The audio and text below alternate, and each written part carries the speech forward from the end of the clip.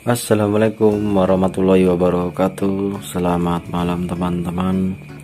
Pada kesempatan kali ini saya akan berbagi ilmu atau share sedikit cara kerja dari SMPS sederhana ya teman-teman. Jadi seperti ini teman-teman, dikarenakan hari ini PPKM darurat, semoga kita tetap semangat untuk belajar ya teman-teman. Walaupun kita tidak bisa di ruang sekolah atau di kampus, tetap kita di rumah harus belajar. Jangan sampai menghalangi aktivitas belajar kita di dalam rumah teman-teman. Oke teman-teman, sebelum mulai kita sama-sama berdoa agar pandemi ini cepat diselesaikan dengan atas izin Allah ya teman-teman. Ya, terima kasih teman-teman yang sudah berdoa, semoga lekas sembuh negeriku ini. Oke, langsung saja teman-teman. Jadi dari kerja SMPS itu sebenarnya SMPS itu artinya switch mode power supply teman-teman. Jadi switch mode power supply itu diartikan kenapa kok switch mode power supply. Jadi yang dikatakan switch mode power supply itu dikarenakan ada transistor sebagai switchnya teman-teman, dan osilator sebagai pembangkit frekuensinya. Nah, mungkin teman-teman power supply yang biasa kita gunakan untuk di tip atau TV jadul itu menggunakan power supply konvensional ya teman-teman. Tapi kalau sekarang mungkin dengan seperti charger seperti ini teman-teman, ini kita sudah menggunakan SMPS, tidak perlu memakai trafo yang berukuran besar. Kalau tip dan DVD yang zaman dulu, yang jadul, itu kita menggunakan power supply yang konvensional, yang trafonya ukurannya kalau 2 ampere itu lebih besar. Nah, kalau untuk teknologi sekarang kita diperkecil lagi seperti charger ini ya teman-teman.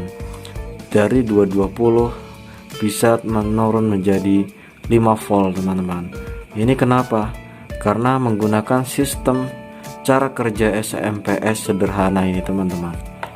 Jadi kita sudah banyak ya kita jumpai di HP kita, HP Android menggunakan power supply sistem switch mode. Jadi seperti ini teman-teman. Oke, langsung aja. Mungkin teman-teman tidak asing dengan ini ya, dioda bridge. Ini namanya dioda bridge, yaitu mengubah arus bolak-balik menjadi arus searah. Kenapa teman-teman di sini langsung tegangan 220? Biasanya kan kalau trafo yang power supply konvensional itu harus diturunkan dulu dengan trafo 220 ke jadi misalkan 12 volt atau 5 volt. Nah, kelebihannya seperti ini teman-teman. Jadi SMPS ini ketika sudah mendapat tegangan AC, lalu di sini tegangan DC. Nah, tegangannya ini belum turun ya teman-teman. Di sini masih tegangannya 220 volt DC. Kenapa kok 220 volt DC? Karena hanya dirubah arusnya menjadi searah saja teman-teman. Jadi kalau arus AC kan gelombangnya untuk tegangan PLN itu 50 Hz ya teman-teman. Sedangkan frekuensi yang kita butuhkan untuk membangkitkan osilator atau menempuh si trafo yang kecil seperti ini. Jadi ukuran trafo yang step down yang ada di sini kita menggunakan ukuran yang sangat kecil sekali teman-teman. Dan agar mencapai ampere yang besar 2 ampere, 4 ampere, 5 ampere, itu kita membutuhkan frekuensi yang sangat besar. Nah, inilah fungsinya IC oscillator, untuk membangkitkan frekuensi yang lebih besar dari 50 Hz. Nah, dari itu makanya kalau misalkan trafo ukuran besar itu frekuensinya 50 Hz gitu teman-teman. Nah, ketika 50 Hz di sini 50 Hz itu tidak bisa ya menghantarkan menginduksi tegangan 220 volt DC itu menjadi menghantar ke sini ya teman-teman. Jadi ketika sudah tegangan masuk 220 volt DC, jadi ini sebagai filter ya teman-teman, jadi agar si tegangannya ini atau grafiknya rata seperti ini teman-teman ya, tidak ada triple seperti ini karena dibantu dengan kapasitor sebagai filter. Oke teman-teman, jadi ketika sudah mencapai tegangan 220 volt DC atau karena sudah berjalan melewati dioda bisa jadi turun atau berapa 100 volt DC atau berapa.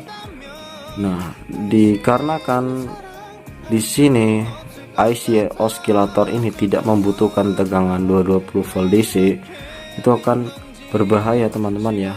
Nah, makanya ini fungsinya resistor untuk menurunkan tegangannya ya, dan arusnya.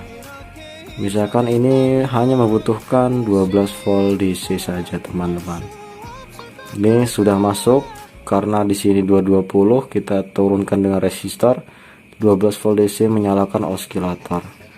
Lalu ketika oscillator sudah aktif, jadi oscillator yang VCC1 ini hanya untuk startupnya saja teman-teman ya, menyalakan sesaat kejut gitu. Nah, ketika sudah menyala, out yang jadi pin 5 ini akan mengirimkan sinyal berupa sinyal positif yang akan mengaktifkan transistor ini teman-teman. Ketika transistor ini aktif, nah arus yang mengalir ke sini dan trafo yang di sini akan aktif dan menginduksi sebelah trafo yang sebelah sini. Nah, fungsi trafo yang bawah ini itu untuk menginduksi dari sini teman-teman. Ketika sudah terinduksi dengan trafo yang di sini, ini akan mengalirkan arus lagi dan mengaktifkan VCC2 dan seterusnya teman-teman. Jadi oscillator tetap aktif ketika sini startup, ini sudah standby teman-teman, on terus gitu teman-teman. Nah, ini akan terus aktif mengirimkan tegangan teman-teman. Kalau sudah seperti ini, nah fungsinya seperti apa teman-teman switch ini? Jadi switch ini ketika posisinya switchnya on off, sinyalnya ini on off teman-teman ya. Jadi teman-teman, kalau dari outputnya si oscillator ini, dia itu seperti sinyal yang dalam misalkan menggunakan 20 sampai 1000 atau 100 kHz. Kalau PLN kan cuma 50 Hz. Jadi kalau dalam 50 Hz itu jadi dalam 1 detik itu cuma 50 kali kedipan teman-teman ya. Nah, kalau oscillator itu membangkitkan frekuensinya, jadi kalau dengan kasat mata kita tidak bisa melihat, dan atau dengan multitester kita tidak bisa melihat ya teman-teman. Hanya bisa kita lihat dengan osiloskop. Jadi grafiknya itu dalam naik turun puncak, peak to peaknya, frekuensinya teman-teman itu dalam 1 detik itu bisa sampai ribuan kali kita tapi tidak bisa membaca atau tidak mengukurnya. Kalau dengan osiloskop baru kita bisa melihat frekuensinya. Nah, itu yang menyebabkan frekuensinya naik turun dalam berapa kilohertz. Jadi berapa kilohertz atau berapa megahertz yang dihasilkan di sini ya teman-teman. Nah, ini tergantung dari yang dibutuhkan trafo ini teman-teman. Kalau misalkan trafo ini membutuhkan 12 volt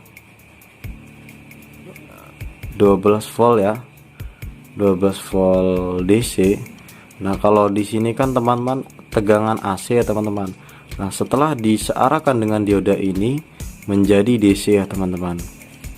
Nah, ketika sudah mencapai 12 volt DC, oke, ini misalkan frekuensinya cuma 100 kHz. Nah, ketika sudah 100 kHz itu dia bekerja 100 kHz berulang-ulang terus sampai tegangan di sini 12 volt DC. Nah, ketika tidak ada keseimbangan atau unbalance di tegangan keluarannya sini teman-teman, jadi dia akan mengirimkan sinyal seperti ini ke optocoupler. Nah, fungsinya optocoupler ini dia itu membaca misalkan tegangannya 12 volt, tiba-tiba tegangannya berubah menjadi 13,5 atau 13,4 atau 15 atau naik turun. Nah, ini yang akan mengaktifkan optocoupler. Lalu ini feedback yang kita lihat seperti ini teman-teman. Jadi ketika feedback ini mengalir seperti ini, jadi optocoupler tuh ketika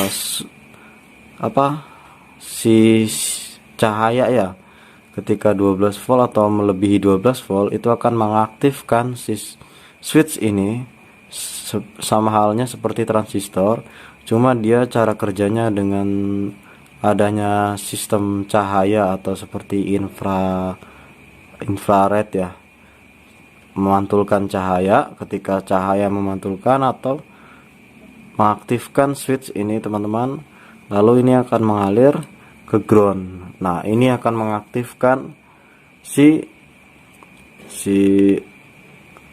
osilator. Dia menginformasikan bahwa osilator kalau tegangan yang ada di sini itu tegangannya naik atau turun, harus kamu rubah frekuensinya. Gimana caranya agar tegangan yang di sini balance lagi menjadi 12 volt ya teman-teman. Nah, itulah cara kerja SMPS ya. Makanya sangat banyak digunakan ya teman-teman SMPS ini, karena sistem kerjanya sangat simple dan sangat bermanfaat, dan modulnya kita tidak perlu atau casing yang kita gunakan besar. Kita cukup ukuran yang berapa, trafonya yang ukuran kecil pun bisa, dan arus yang dihasilkan atau trafo yang di sini bisa menghasilkan ampernya lebih besar, 5 ampere pun bisa, 10 ampere pun bisa, tergantung kita gunakan trafo yang ukuran berapa, dan osilator yang pembangkit frekuensinya yang ukuran berapa teman-teman.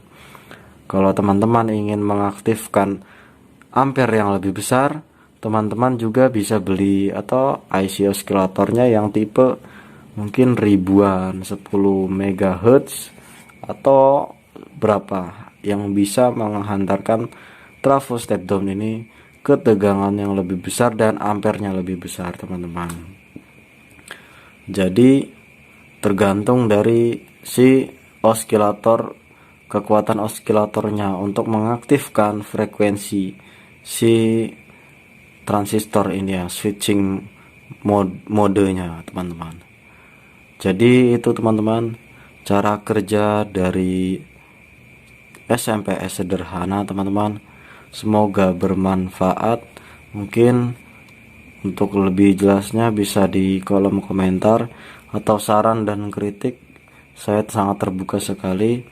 Apakah ada kesalahan dalam penjelasannya, saya mohon maaf juga, karena saya hanya sedikit share tentang sederhananya cara kerja SMPS ini, teman-teman.